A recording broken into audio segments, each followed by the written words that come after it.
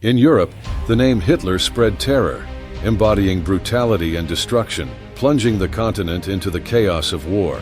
But the path that led Hitler to become one of history's most infamous dictators was far from a bed of roses.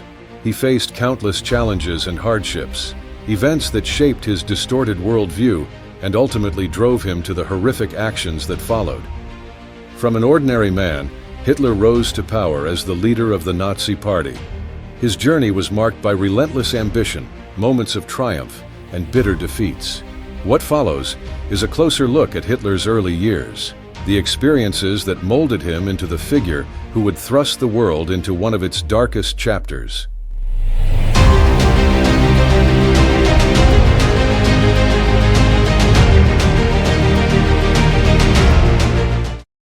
Adolf Hitler's childhood. From a young age, Adolf Hitler had shown a desire to express himself through art. Young Hitler once confided in his parents about his dream of becoming a painter, but this dream was completely contrary to his father's expectations. Alois, Hitler's father, was a customs official. He expected his son to follow in his footsteps. Hitler had no interest in desk work at all, spending his days at school, frequently defying teachers and even his own father. Hitler deliberately performed poorly in his studies, causing his father, who often used the whip to discipline his son, to become furious. Clara, Hitler's mother, was more understanding and sympathetic towards her son, but she was also powerless in the face of the troubles caused by Hitler. In 1903, when Hitler was 13 years old, Alois suddenly passed away, likely due to pulmonary hemorrhage. Despite being deeply saddened by his father's departure, Alois's death also meant that Hitler was freed from the pressure of following in his father's footsteps. Hitler's parents allowed him to transfer schools. This change helped improve Hitler's academic performance significantly. Furthermore, young Hitler was also free to explore his passion for art without being controlled by his father or ridiculed by teachers. Hitler graduated from high school in 1905. But it was over a year later that the young man truly pursued his passion. In 1907, Hitler moved to Vienna and applied to the Vienna Academy of Fine Arts. Unfortunately, Hitler's application was rejected. In 1908, he submitted a second application but still failed. Running out of money, Hitler was forced to wander the streets of Vienna with other struggling artists. In 1907, Hitler's mother passed away from a malignant breast cancer at the age of 47. Her death was a major shock to Hitler, as he deeply loved her. He sat by his mother's body for a long time, not allowing anyone to take her away. Hitler was completely devastated. For him, his mother was the only source of comfort in a life full of misfortune. Now, with the only woman who had shown him genuine love no longer there, Hitler had to live in lifelong pain. His relationship with his mother influenced how he treated other women in life, as he never overcame the pain of losing his mother. During this time, Hitler befriended August Kubizek. Kubizek described Hitler as a young man who stayed up late and woke up late. Their relationship abruptly ended in 1908, when Hitler moved out of the apartment they shared without leaving a new address. Hitler's financial situation worsened. In December 1909, he had to stay in a homeless shelter before earning enough money to move into a dormitory for male students. Hitler was not very interested in women, strictly adhering to the Catholic education rules, believing that men and women should remain single until marriage. Hitler lived a reclusive life, often avoiding people in the dormitory.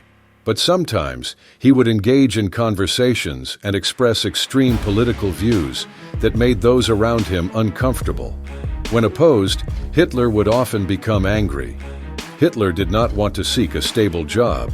Instead, the young man made a living through manual labor.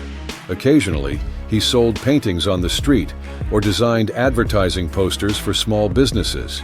Reinhold Hanisch, his dormitory roommate, often helped Hitler. However, their relationship later soured. Hitler accused Hanisch of stealing his money and testified against him in court, leading to Hanisch receiving an 8-year prison sentence. In 1900, Hanisch was murdered on Hitler's orders after revealing information about Hitler to the press. Later, Hitler was assisted by Josef Neumann, a Jewish man, in selling paintings, but Hitler was considered untrustworthy. His political beliefs were gradually influenced by the Jewish doctrine, a popular trend in Vienna at that time. He was particularly influenced by Karl Lueger, the mayor of Vienna, known for his Jewish doctrine beliefs. In his autobiography Mein Kampf, Hitler recorded in detail this period, when the Jewish ideas began to form in his mind. Once, Hitler saw a Jewish person wearing a black kaftan and Hasidic-style curly hair. He wondered if that person was German or not, then answered himself, "He is a Jew." Also during this time, Hitler began to delve deeper into political theories and Jewish ideas. In 1913, his financial situation improved significantly when he received an inheritance. Knowing that he met the conditions for compulsory military service in Austria, Hitler decided to move to Munich, Germany. He felt that the prospect of joining the army of the Austro-Hungarian Empire was unacceptable due to its multicultural and multi-ethnic nature. When World War I broke out, Hitler immediately applied to join the German army. Although not a true citizen of Germany, his application was still accepted. Hitler during World War I. When the sound of gunfire signaling war rang out, Hitler is said to have knelt down, looked up to the sky, and thanked God for allowing him to survive. The fight against Hitler was not a horror, but an escape from a dark and stagnant life. A place where he could barely make a living with his paintings. It was an opportunity for him to build a reputation, prove his worth, and that's exactly what he did. Hitler fought with incredible courage and audacity. He joined Reserve Infantry Regiment 16, Regiment List, of the 1st Company. In complete contrast to his undisciplined nature in the past, Hitler in the military was a model soldier, serious and reserved. He did not participate in the debauchery of his comrades, showing disgust when they came to his barracks or told vulgar stories. But that did not prevent him from being loved and respected by his comrades. In October 1914, Hitler participated in the First Battle of Ypres, a bloody battle with heavy losses for the German army. Out of the 250 soldiers in Hitler's company, only 42 survived, and he was one of them. After the battle, Hitler was promoted to corporal and became a messenger, a dangerous mission that required him to constantly move between the fierce battlefield. Hitler's bravery earned him respect from both his comrades and superiors, and he was awarded the Iron Cross Second Class. In 1915, Hitler adopted a lost fox terrier and named him Füssel. He loved this dog dearly, and when Füssel went missing in 1917, along with Hitler's sketchbook and drafts, possibly stolen, he was devastated. Hitler continued to fight in the most brutal battles of World War I, the Somme in 1916, Arras and Passchendaele in 1917. In the Somme battle, he was wounded in the left thigh by a shell. Despite begging to stay on the battlefield, Hitler had to leave the front lines and undergo months of treatment in Brandenburg and Munich. Unable to bear sitting still while his comrades fought, Hitler wrote a letter to his superiors, begging to be returned to his unit. Finally, in March 1917, he was allowed to return to the front. In 1918, Hitler was awarded the Iron Cross First Class, a high honor recognizing his bravery. However, in a gas attack, Hitler and many of his comrades were severely injured. He was temporarily blinded, lost his voice, and was taken to the hospital in critical condition. During his recovery, Hitler heard the news of Germany's surrender. This news shocked and infuriated him. Like many other Germans, Hitler felt betrayed and humiliated by the Treaty of Versailles, a treaty that marked the end of the war and imposed harsh terms on Germany.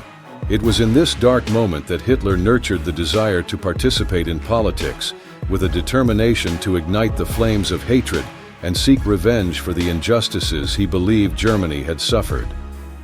Hitler and the Nazi Party. After World War I, despite the majority of the army being disbanded, Hitler decided to stay and serve in the military. He tried to maintain his position and was assigned the task of being a spy for the army. During this time, Hitler was assigned to infiltrate the German Workers' Party, DAP, a young non-traditional political faction with nationalist ideology. He was quickly attracted to the Jewish position, anti-capitalism, and anti-Marxism of the DAP, as well as the leader, Anton Drexler, who was very impressed with Hitler's persuasive skills. In 1920, Hitler officially joined the DAP and became the party's main speaker. With his charismatic and extremist ideas, Hitler ignited the flames of hatred and rage in the hearts of desperate Germans after the defeat in World War I. Recognizing Hitler's immense potential, the party granted him almost absolute control. Shortly thereafter, Hitler designed the swastika flag, a symbol of hatred and brutality, and renamed the party the National Socialist German Workers' Party, also known as the Nazi Party, NSDAP. The Nazi Party became the launching pad for Hitler's political ambitions. His days in the military trained him in confidence, discipline, and leadership skills, while the Nazi Party provided Hitler with a platform to propagate extremist ideas and attract fanatical supporters. Faith in the extreme nationalism, racial superiority, and revenge turned Hitler from an unknown soldier into a notorious dictator who plunged the world into the abyss of war and genocide. What began as a small political movement has become a terrifying nightmare for all mankind, a grim reminder of the dangers of extremism and hatred.